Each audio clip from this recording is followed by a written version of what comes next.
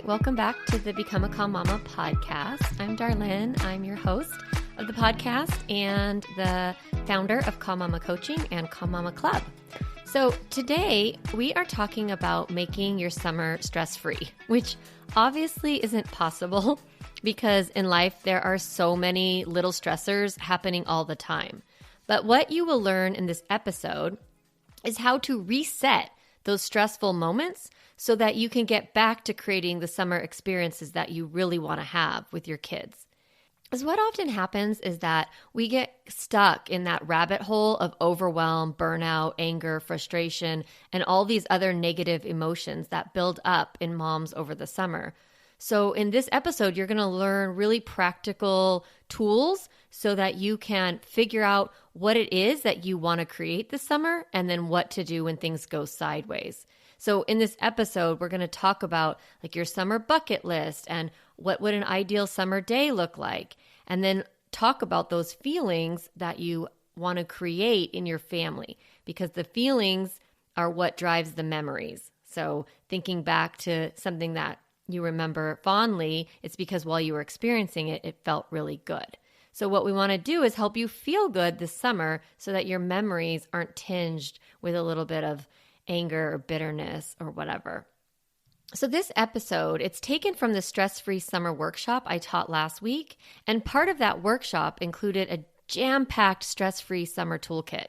And in that toolkit, you get the exercises and scripts that I'm going to refer to in this episode, as well as other specific strategies for handling sibling fights, boredom, grumpy moods, setting up routines this summer. It's such a great toolkit. Also has 80 plus things kids can do when they're bored, and also like topics about self-care for the summer.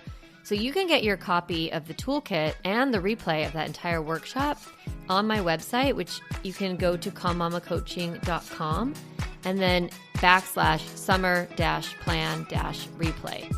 And we'll put that in the show notes as well so that you can get your hands on the copy of the toolkit. So, all right, let's get into this episode. My story about the pool for today is I remember feeling almost, it's going to sound ridiculous because it's a pool, right? Like if you have a pool in your yard, it's not something to be trapped by. But I remember feeling like, I have to spend every day outside with these kids. It's so hot and I don't want to be out here. I want to be inside. I want to, I would just be so frustrated by the thing that I had to do with the kids and just the day in and day out aspect of it, and feeling really almost resentful about this beautiful thing that we had in our family. And I remember one day I was sitting there and I was so bored and restless and annoyed with the kids, and they were splashing each other and fighting. I have two boys and they're 2 years apart. So, they're splashing each other. And I remember creating this little game to entertain myself, where they would be jumping off the diving board and I would yell out like, angry bear. And as they were running off the diving board, they had to like act out like angry bear. So they'd be like, ah, and then jump in the pool. And then they would come up and I would like rate them like on a scale of 1 to 10. I'd be like, that was a 9 out of 10. And I came up with like so many dumb ones, like silly chipmunk or like, sleepy tiger, like whatever, right? There's really kind of like I ran out of stuff. I had to get really creative. Shy caterpillar, whatever. But what happened in that moment was I realized that someday this is going to be one of my favorite memories. I was like, there was some sort of awareness that moment with my kids was something to treasure. And I decided right then, I was like, I'm going to treasure this right now. I'm going to decide right now that this is special, that this is a privilege. And I'm going to find the future feeling like, oh, they were so cute then. They were so sweet then. Oh, that was so lovely. That feeling that I would have if I looked at a photo 10 years later of that moment, I was going to have that feeling right then. And that's kind of what we're doing today. We're going to talk about what is it that we want to feel. And if you want to think about 10 years from now, how do you want to look back on this period of time? with your kids. How do you want to remember this? And how you want to remember it is how you will actually remember it if you feel it now. Or maybe you don't feel it now. You remember it's so sweet, but then you tap in, you're like, but actually I was really unhappy that summer. I don't want you to remember it kind of tinged with like the truth was that it sucked, but the photo feels good. I actually want it to not suck while you're living it. And I know that is tricky, especially when you have littler ones, because they're just clawing on you like all the time. They're just like all over your body. And, it's like, yes, that's what it's like when they're littler. And then they get older and you're like, oh, I wish they wanted to like be near me. So it's tricky. It's hard, but it's also possible for you to create what you want. And the way you do that is by intentionally deciding what you want to think and feel. So in the toolkit, I invited you to do the exercise called Ideal Day, your ideal summer day. It was on page 6. I did that. I did the toolkit this morning, just like I want all of you to do it, because what I teach you is what I do too, because this is how I want to have my memories. My kids are 16 and 18 years old.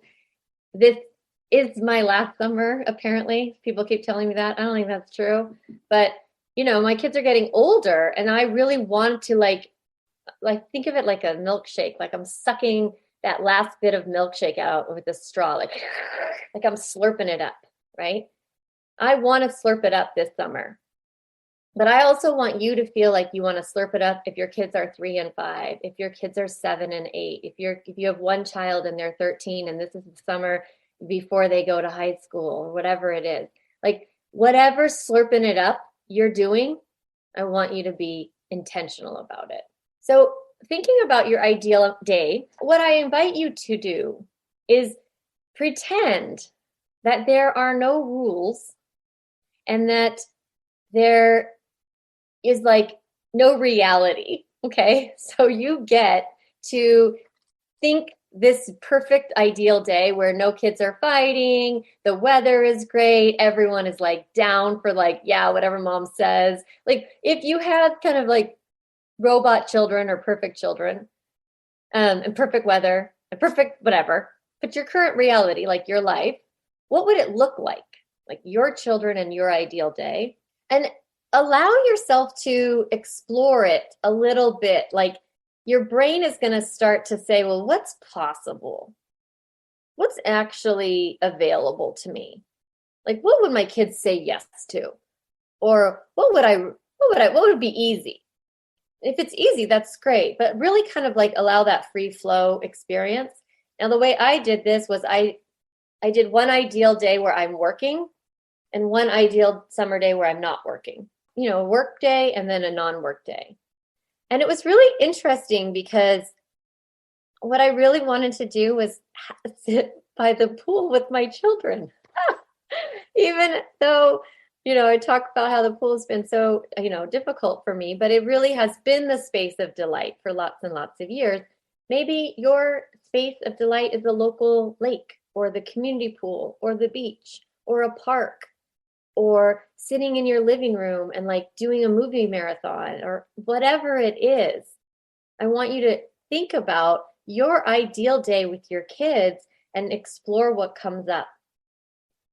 Then, when you're done, sit with it for a second.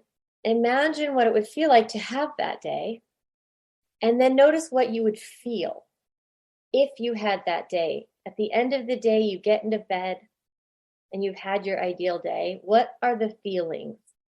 Or in that moment when your kids are, I had us going out in the pool for a while and then coming inside and playing cards, which I was like, okay. Like I just was like kind of a little bit of stream of consciousness. And I was like, play a game or cards. I was like, oh, what would I be feeling while I was playing a game with them? It was like fun. I would feel fun. I feel joy. So it was the feeling that I chased. While I was writing, I also noticed that we were going to order a pizza on my ideal day. I was like, okay, so that means not cooking. Like that came very interestingly to me. I was like, we're done with in my mind, I was like, we're done with the cards or watching a movie. And then I was like, what happens next? And then I wrote, order pizza for dinner. I was like, okay, that means that is part of my ideal day is not cooking.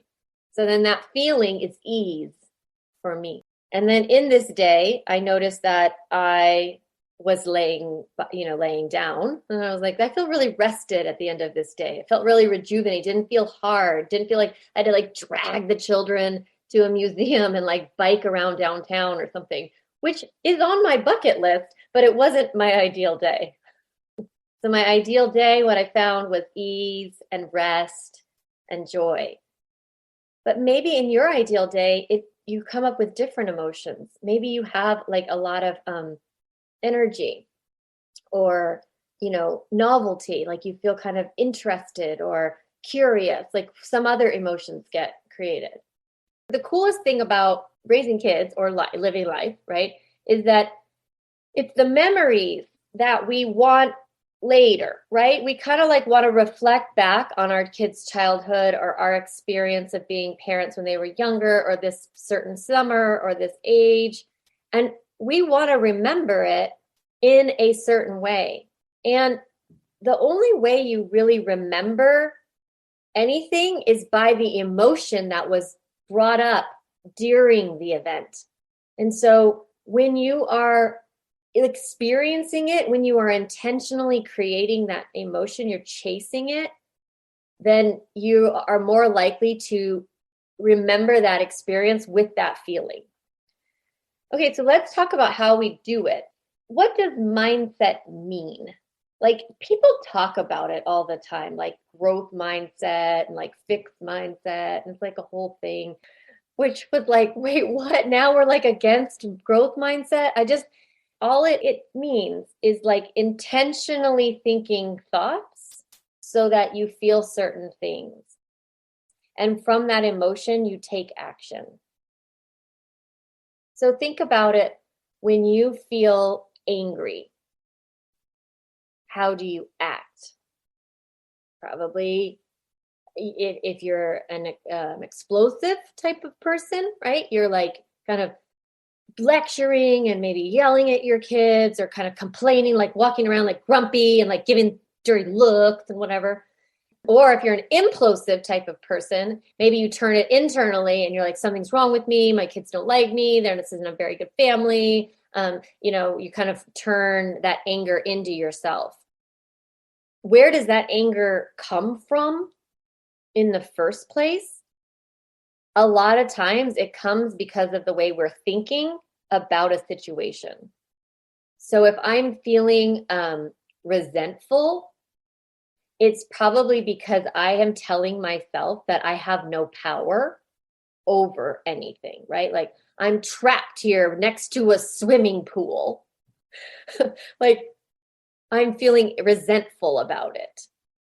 But if I switched my mindset, I would be able to say, I get to sit by a swimming pool. Or if I'm honest with myself, I don't want to sit by a swimming pool. I would like to go inside. And then telling myself, and I'm the mom and I can do that. Right? Because then I'm going to feel empowered and I'm not going to take it out on my kids. So the mindset really helps us shift how we feel and how we act. And it comes from our thoughts. So yes, I want you to think about what you want to do. And really think about it. Like if you only got 5 things that you got to do with your kids this summer, what would you want those to be? Really thinking about what you want to do with your kids. Also add a bucket list for yourself. My whole program, right, is about us, the parents. Like I call it Calm Mama, but I know there's dads in here. It's like, calming ourselves, taking really excellent care of ourselves so that we can show up with compassion for our kids, so that we can show up as leaders and set limits, so that we can show up with confidence and follow through if we need to with consequences, so that we can teach responsibility. So all those wonderful parenting attributes of connect, limit, set, correct, the parts of the Calm Mama process, are based when we're calm. And a lot of parents, particularly moms, spend a lot of time focusing on their kids, what they want to create for their children, what they want their children to feel, what they want their children to experience, and they don't spend a lot of time thinking about themselves, what they want to think and feel and do. So what do you want to do for yourself this summer? When you're doing the thing, like when you're at the library, when you are doing that bike time or whatever that part of your bucket list is, what do you want your kids to be feeling during these events? As you think about how you want to feel, you want to be working on aligning your thoughts with those feelings. Now, I gave you an example of like, I'm stuck doing this, right? If I'm thinking I'm stuck, then I am going to feel angry or powerless or frustrated, irritated, right? I'm going to have some sort of negative emotion. And from that emotion, I'm going to act out those feelings, right? If I don't process them. So when we have a negative emotion, it is because of the way we are thinking about our circumstance. Sometimes it's a deep, old thought that comes up from like the archives of our lives.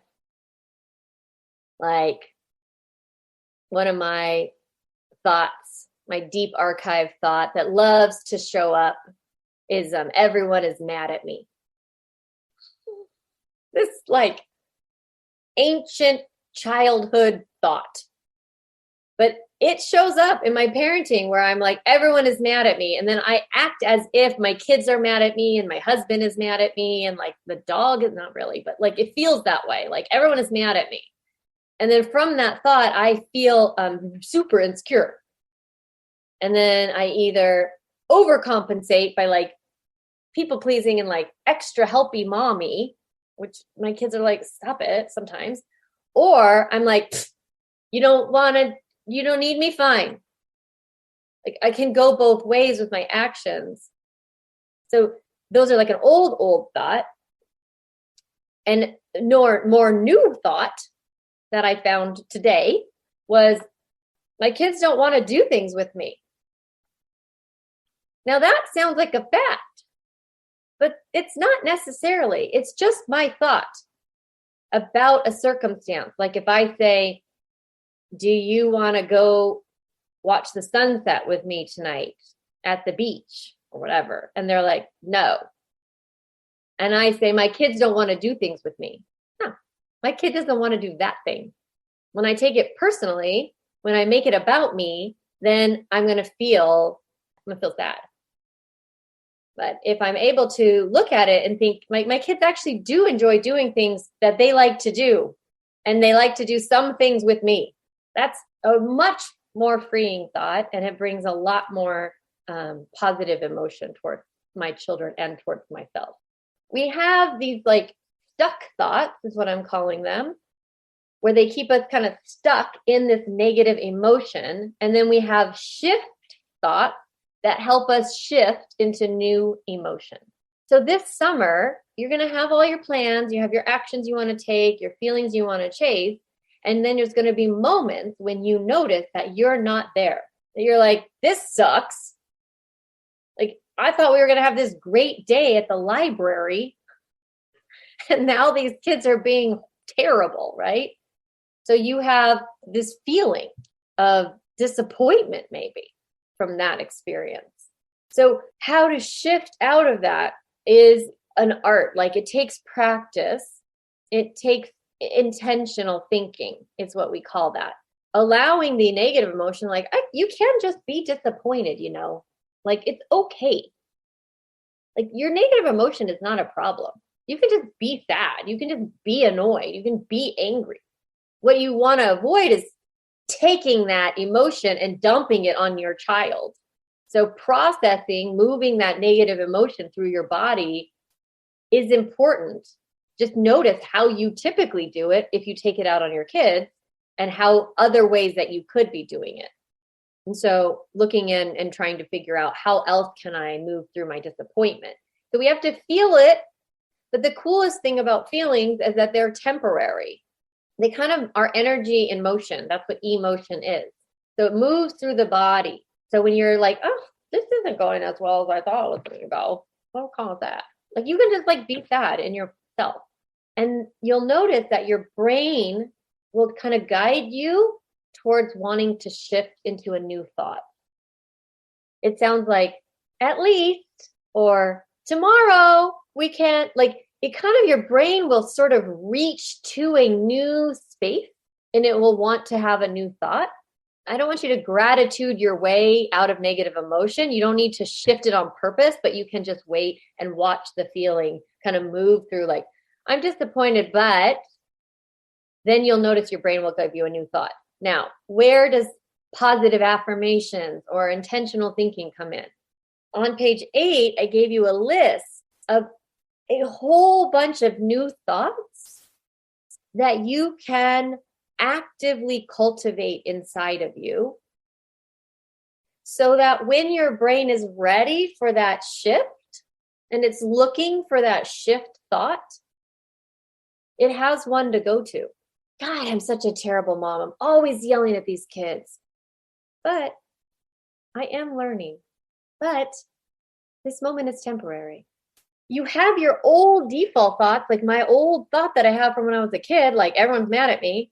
I have my old thought, right? I've been practicing that one for 40 plus years. I got it. It's like, boom, it shoots right up at me. It's like, hey, you want your old thoughts? I'll give them to you. We've been practicing those for a really long time. So when you want to shift to new ways of thinking, you have to practice those new thoughts too. And so having this list is really helpful. So my challenge to you is to pick 5 of these, or you can come up with your own. You don't have to, these are mine, but you might not, maybe only 2 you like in here. That's fine. You can come up with your own. But there are thoughts that you are intentionally thinking that help you feel differently. Everyone is mad at me.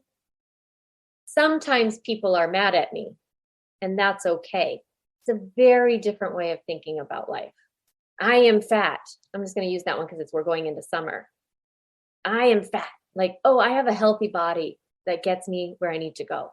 That's a very different thought about this corporeal being, right? It's like this housing for my soul and spirit and love. So I can choose to think new thoughts. But the old ones are going to come up.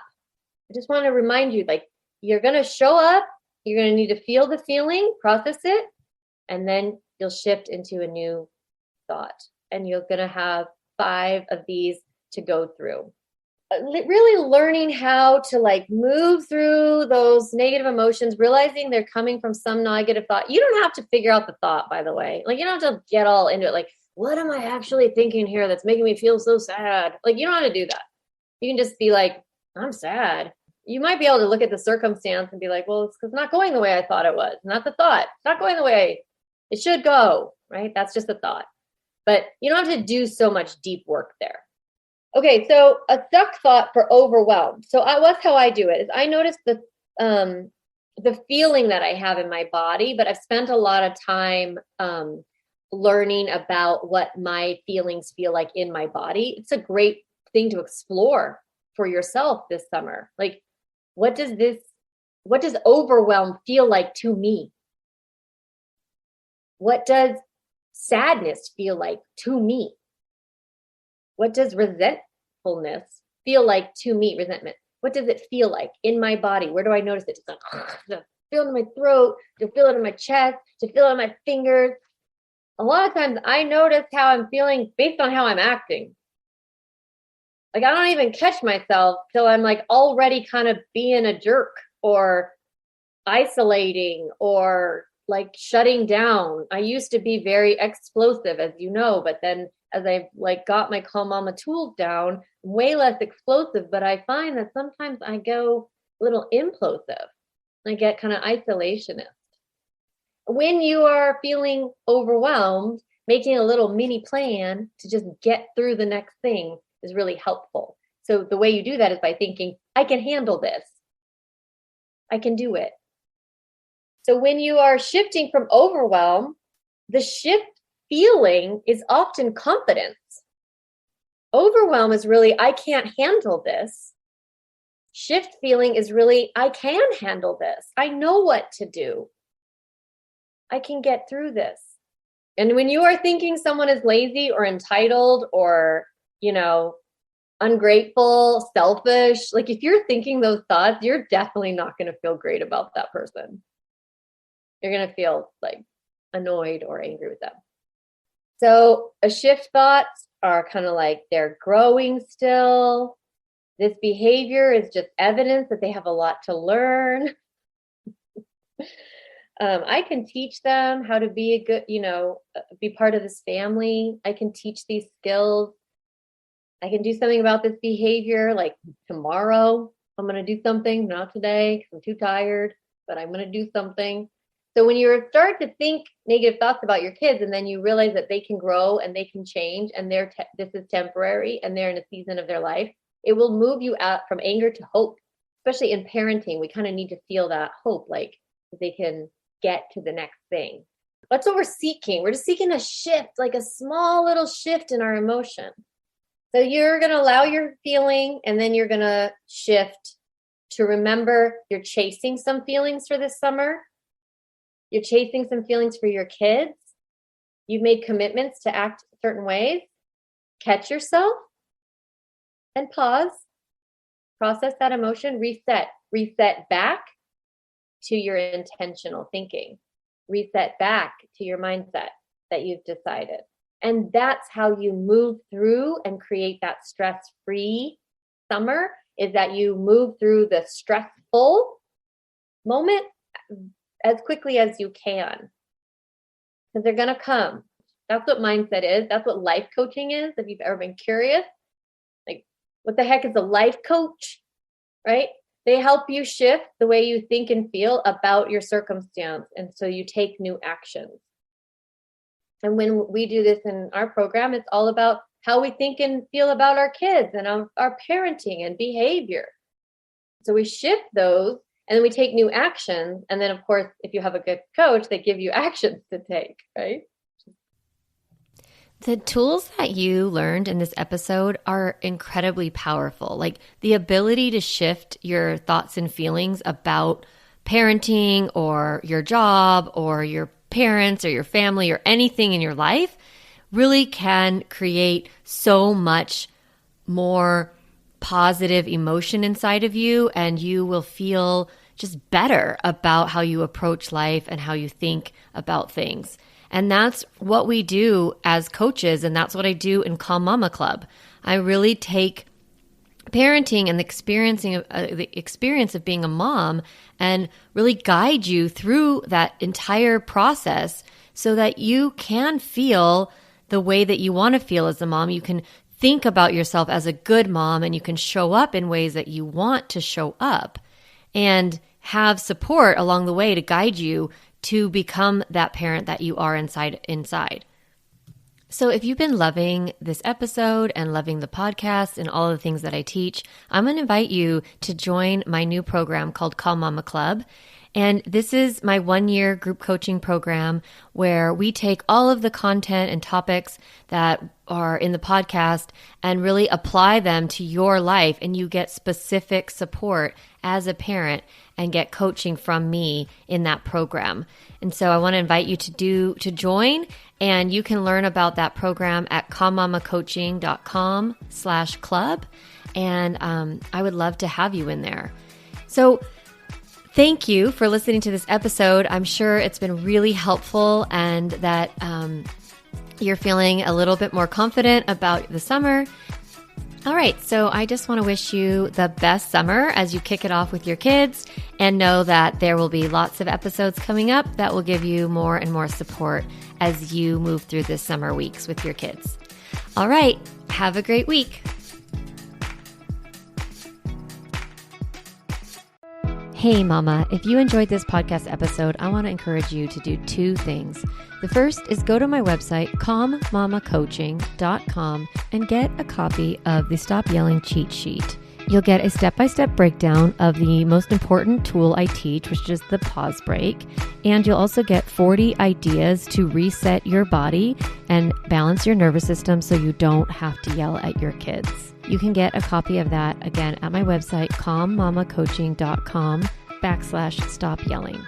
The other thing I'd love for you to do is go to Apple Podcasts and rate and review this podcast so that other moms can discover empowering and helpful, practical parenting strategies just like you did today. Thanks so much for listening to the podcast. It means a lot to be in your ear every week and to support you on your parenting journey.